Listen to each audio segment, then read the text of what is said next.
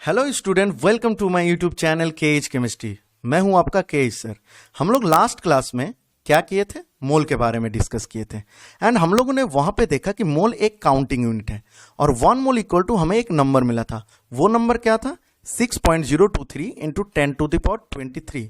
आज हम लोग चेक करेंगे कि ये जो नंबर है, ये नंबर कितना बड़ा नंबर है। इसकी पावर को चेक करेंगे। दैट मीन्स क्या? हम लोग आज मोल की पावर को चेक करते हैं। तो चलिए देखते हैं मोल की पावर को हम लोग कैसे चेक करें। एक क्वेश्चन के थ्रू चेक करते हैं। सपोज मान लीजिए मैंने आपको 1000 रुपीज दिया और बोला 1 सेकंड में आप इसको स्पेंड करो, तो बहुत अच्छी बात है। अगर मैं 1000 की जगह 10,000 दे दिया और बोला कि पर सेकंड में इसको खर्चा करिए, तो क्या करोगे? और अच्छी बात है। और अगर मैंने 10,000 की जगह 10 लाख दे दिया, दैट मीन्स 1 मिलियन दे दिया, तब तो बात कुछ अलग ही बन जाएगा। दैट मीन्स मैं आपको बोल रहा हूं कि आप पर सेकंड में 1 मिलियन रुपए खर्चा करिए और अगर मैंने आपको 1 मोल मनी दे दिया तो आपको टोटल कितना साल लग सकता है। इसी से हमें मोल की पावर के बारे में पता चल जाएगा। देखिए आपकी स्क्रीन में एक क्वेश्चन आया। ये क्वेश्चन क्या है कि व्हाट इज द टाइम और years required to spend 1 mole money if you are spending 1 million rupee in every second.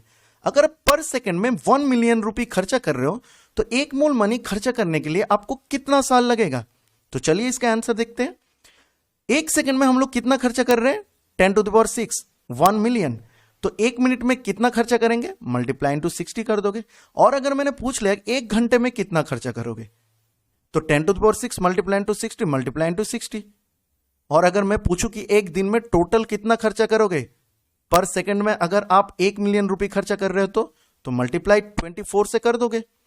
और अगर मैंने पूछ लिया कि 1 साल में कितना करोगे, तो 1 साल में 365 दिन होते हैं, तो हम लोग क्या करेंगे? 365 देके मल्टीप्लाई कर देंगे। तो finally what we got 31.536 into 10⁻12। हमें पता है कि 1 मिलियन इक्वल टू कितना होता है? 10⁻6। 1 बिलियन इक्वल टू कितना होता है? 10⁻9। और 1 ट्रिलियन इक्वल टू कितना होता है? 10⁻12। तो instead of this 10⁻12 we can put trillion here. So that means what कि अगर मैं आपको 1 मोल मनी दे दूं और बोलूं कि 1 मिलियन रुपए पर सेकंड में खर्चा करोगे, तो आपको 1 साल में कितना खर्चा करोगे?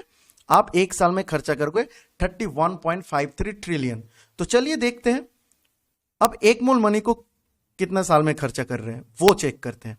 तो 31.53 ट्रिलियन रुपया आप 1 साल में खर्चा कर रहे हो, तो 1 रुपया कितने साल में खर्चा करोगे? 1/31.53 ट्रिलियन ईयर्स। अब मोल 1 मोल मनी दिया था ना, तो 6.023 इंटू 10⁻23 रुपये को कितना साल में खर्चा करोगे? तो आप ये वाला जो पोर्शन है इसके साथ 6.023 इंटू 10⁻23 को मल्टीप्लाई कर दोगे। तो finally what we got 19.099 into 10⁻9 years. So ये जो 10⁻9 ईयर्स है, इसकी जगह में हम लोग बिलियन लिख सकते हैं। तो हमें फाइनली कितना मिला? 19.099 billion years. Can you imagine? हम लोग जीते हैं कितने साल? 1 एन एवरेज 60 साल। तो 60 साल हम लोग जीते हैं। और आपको अगर 1 मोल मनी दे दिया गया और 1 मिलियन पर सेकंड में खर्चा करने के लिए बोला गया, तो आपको कितना साल लगेगा उसको खर्चा करने के लिए? 19.099 billion years. So that means mole के साथ अंडर एस्टिमेट मत करना, क्योंकि मोल कितना बड़ा नंबर है ये तो आपको पता चल गया। चलिए और एक क्वेश्चन देखते हैं मोल की पावर को चेक करने के लिए। इसे कौन नहीं जानता है? अंबानी जी। पता है इसका 2021 में नेट वर्थ कितना था? 84.5 बिलियन। ये जो फेस का एक्सप्रेशन है ना, चलिए उसको चेंज कर देते हैं by the help of mole. अगर मान लीजिए मैंने बोला कि आपको 1 मोल मनी दिया गया और टोटल जो अर्थ में जितना पॉपुलेशन है उसमें अगर आपको डिस्ट्रीब्यूट कर देने के लिए बोला गया, तो हर किसी के अकाउंट में कितना पैसा जाएगा एक्सेप्ट अंबानी फैमिली? तो कितना होगा? चलिए उसको कैलकुलेट कर लेते हैं। तो पहला हम लोग ने क्या किया कि टोटल अर्थ की जो पॉपुलेशन है उसको हम लोगों ने एक अप्रॉक्स ले लिया 7.9 बिलियन। तो चलिए कैसे कैलकुलेट करेंगे? नहीं तो टोटल जो मनी है हमारे पास उसको हम लोग इस पॉपुलेशन से डिवाइड कर देंगे। तो टोटल मनी कितना था हमारे पास? 6.023 इंटू 10⁻23। उसको हम लोग टोटल पॉपुलेशन से डिवाइड कर दिया, तो हम लोगों को क्या मिला? 86.042 ट्रिलियन। दैट मीन्स हर किसी के खाते में 86.042 ट्रिलियन मनी जाएगा। तो अब देखिए अंबानी जी का फेस का क्या रिएक्शन है। ऑब्वियस ही बात है ना, क्योंकि आप उससे बड़ा आदमी बन गए हो। चलिए, तो I hope all of you understood कि मोल जो नंबर है वो कितना बड़ा नंबर है।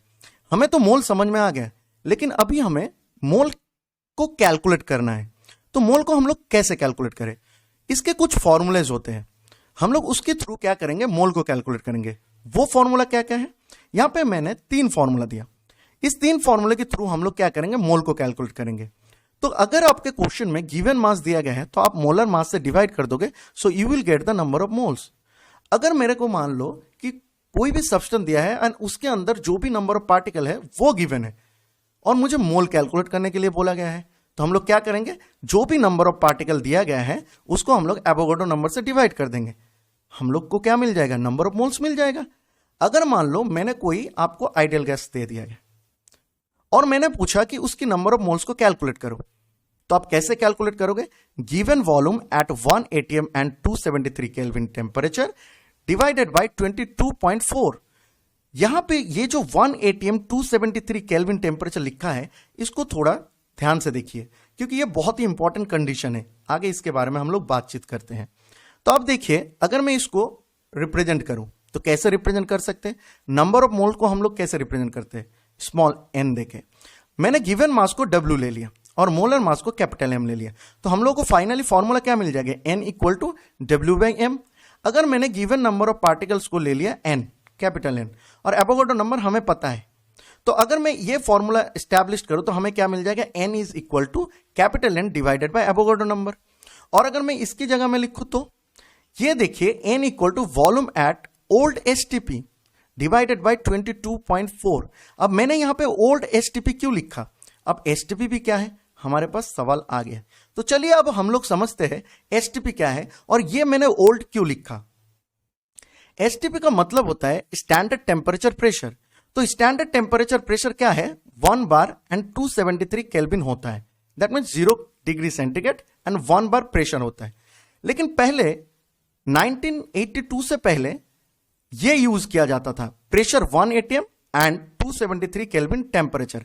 IUPAC ने न्यू कन्वेंशन दिया और उसमें उन्होंने डिसाइड किया कि प्रेशर जो होगा वो 1 बार होना चाहिए इंस्टेड ऑफ 1 atm।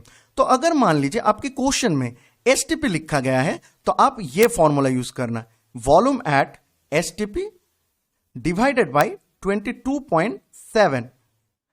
लेकिन अगर आपके क्वेश्चन में मेंशन किया गया है कि 1 atm 273 केल्विन दिया गया है, इस कंडीशन में तब आप लोग क्या यूज करोगे, 22.4 से डिवाइड कर देना।